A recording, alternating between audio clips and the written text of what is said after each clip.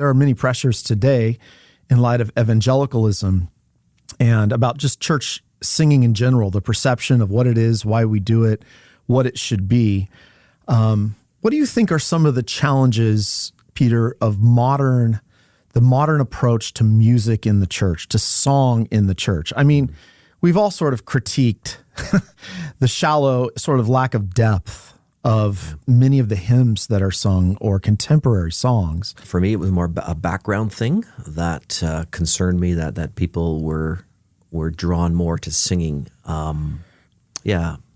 non-inspired hymns compared to singing the Psalms.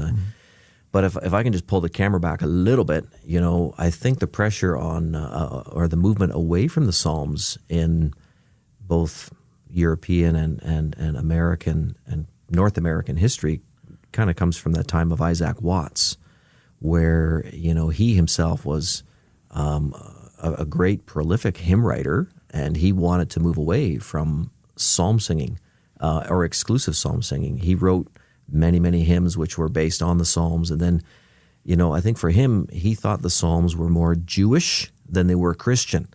And that's what led him. So he didn't, he wouldn't like a Psalm 137 with its imprecatory passage at the end. And he thought the imprecatory passages were not really Christian. And more people have thought that. C.S. Lewis has thought that. And so I think, ideologically, some people who were in positions of influence, like an Isaac Watts, they thought the Psalms were somewhat, more Jewish bound, Israelite bound, Old Testament bound.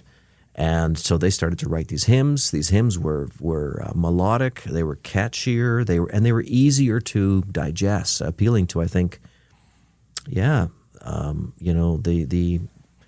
simple truths of the gospel and the powerful emotions that come with the gospel. I think hymns blend those two things together. And I'm not even saying that's like an evil thing. I'm just saying that's probably one of the draws to it.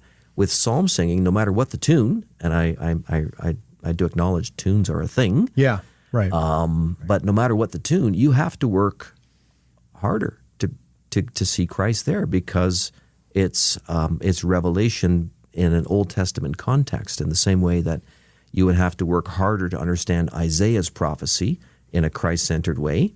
You have to do some work for that. You have to do some work mentally for the Psalms.